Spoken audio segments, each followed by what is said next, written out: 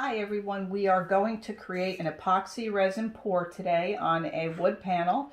You'll notice that underneath I have these little cups to lift up the panel so that when the epoxy drips off, it doesn't attach the panel to my surface.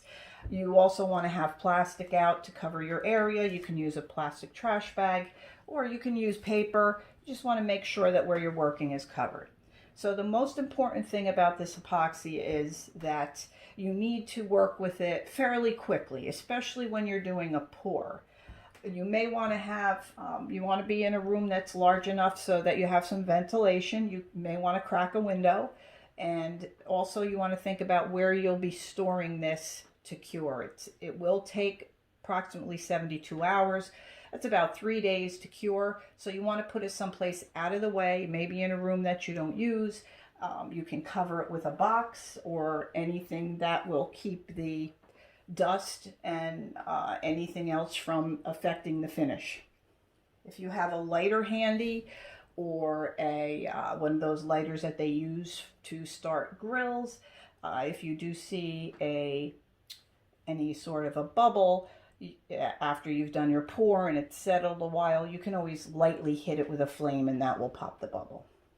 Okay, so the colors of your epoxy need to be chosen first. You cannot mix your epoxy till you've decided everything you're going to do. I'm going to put them right into the cup before the epoxy. That saves a lot of time and will give you more pour time. So whatever container you're using, you want to think about 10% of the total in paint color. You don't want to use too much paint because then it can throw off the balance of the epoxy and your epoxy may not cure properly. So basically on this cup, I'm covering the bottom and that should be fine. I'm going to take my next color. I'm going to leave that there to stir. I have black here. Now black is going to really work well. I don't need a lot of black. I'm going to cover the bottom on this one too. And then I have a little silver. Some of these paints will have different textures. That's fine.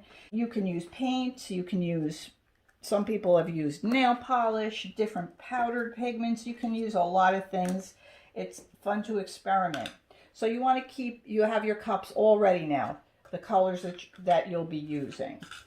Okay. So your resin is in 2 containers. They may not look exactly like these containers, but they will be in 2 containers. When you start your mix, you'll be pouring them both into a mixing cup, and that's when the magic happens.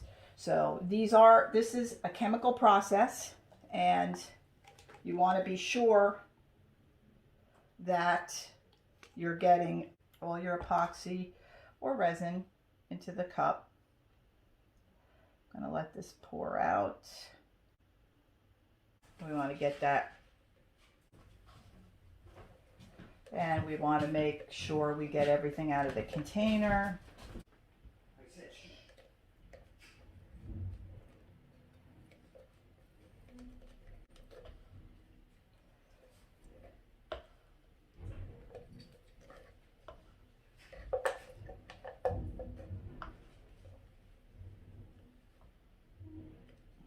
Okay, once you have it in, you're going to start mixing. It will take about 2 minutes to mix this until it's clear. So you'll notice that it looks very cloudy right now, and while I'm mixing this, it's going to start to clear up, but that's not going to be till about 2 minutes. So you don't want to stir it so quickly that you're creating bubbles. You just want to stir it enough so that you're moving constantly, but not whipping it up. So I'm also going around the sides, making sure I get the sides together. You can see the wispiness still. So I'm going to finish this up, and then we'll come back to the pour mode. Okay, my mix looks pretty clear. You can see that there are some bubbles in there, but they'll dissipate as we work on. Okay, so now is when I want to move fairly quickly. I need to get this going. So I'm going to pour in to my cups. I'll be able to pour some of this out and adjust. Okay, so I'm making these equal. Okay, so once they're in, now I start mixing my colors, and I'm kind of folding it in. Okay. This is my black. The longer we take to get prepped, we're cutting into that liquid time. Because once the epoxy gets activated, the two parts together, they begin the process, their chemical process of solidifying. So a couple other things. If your room is very hot, that could affect the curing time, and it could speed it up, giving you a flash cure. So over stirring in a hot room is not a good idea. It can give you a flash cure, which means that it'll all of a sudden just be hot and sticky. It'll turn actually hot in the container. So if you feel your container warming up, that's not a good sign. Okay, so I want to move on. It looks really pretty when it's stirring. It looks like ribbons in there. Okay.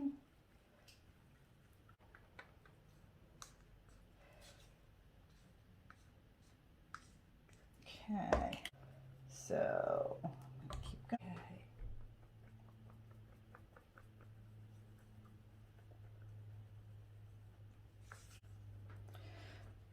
Okay, so I have my colors mixed, and they're all nice and fluid. So I'm going to start. I'm going to give nice.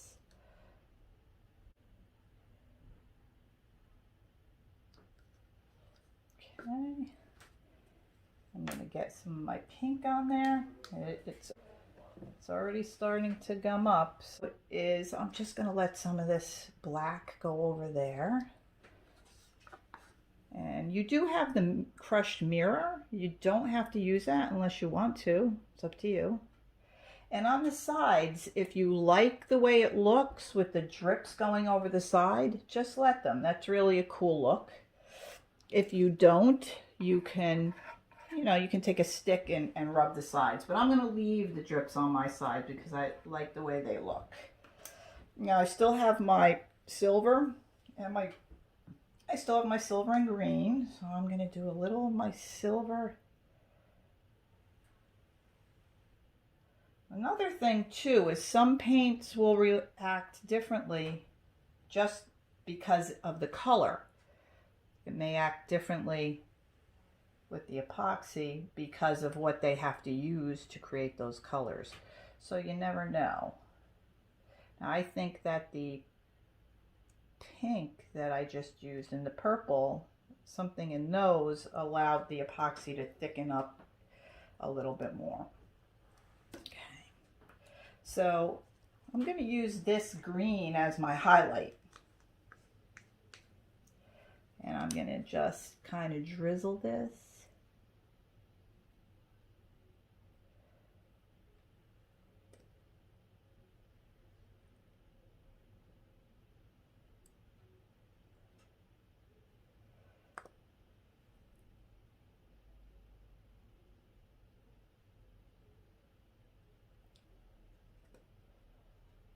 Now, if you leave this alone, it will just kind of move around and move into the different colors.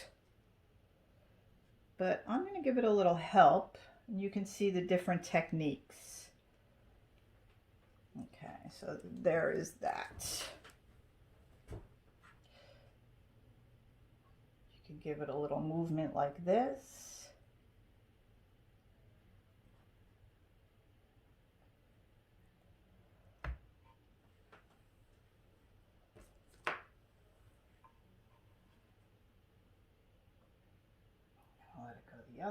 bit.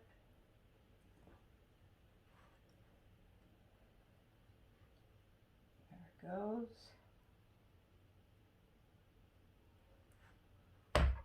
Okay. But if you look really close, you'll see that it's starting to move into the colors next to it and giving a little bit more interest to the project. Okay.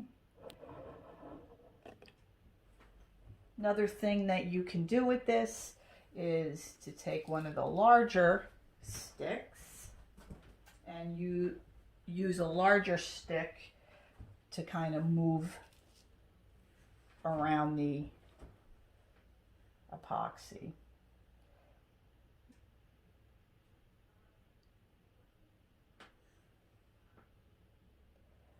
That would give a look like this. You don't always want to do too much of this because it could mix your colors more than you like, but if you notice, you'll see that in that area now little cells are being created where I move the paint, because paints have different densities too. So if one is a little denser than the other, it's going to move the other one out of the way. So since I started that, I think I will finish it off that way. I'm going to let this move over. And you can't undo this, so if you're not sure if you like this technique, don't do it. If you like that whole look of the more contrasted colors, just leave that.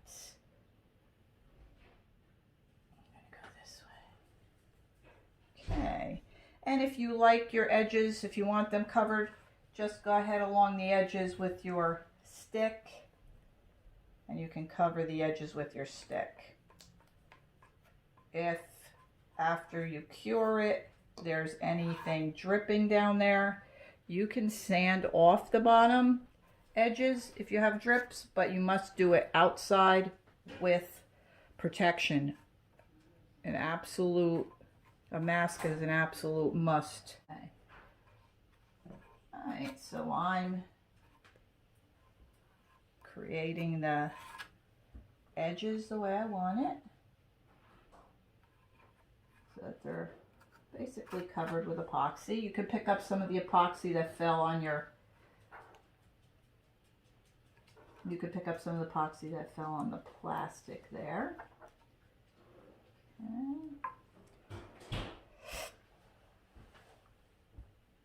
Okay, and I still see those areas of cells popping through.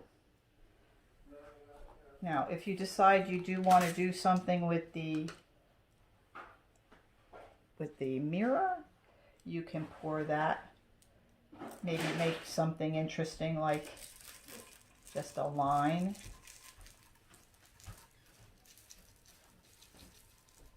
Do something different.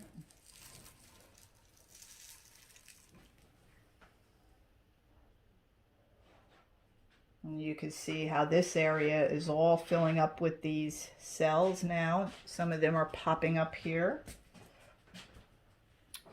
And I'm going to try to get you a little closer so you can see the cell work.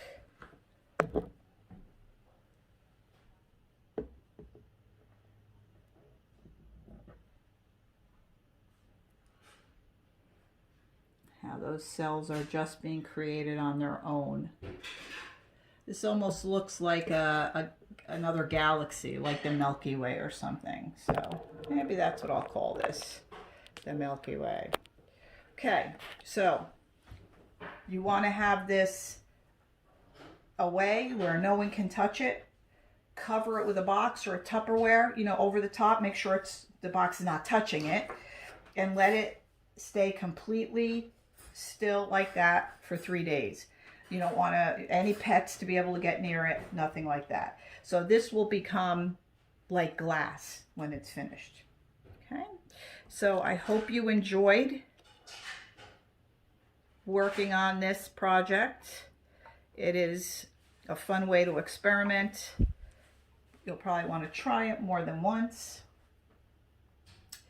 And once you leave this, you'll see more things begin to happen with this. You'll see more cells growing and creating. So, okay, so there you have it.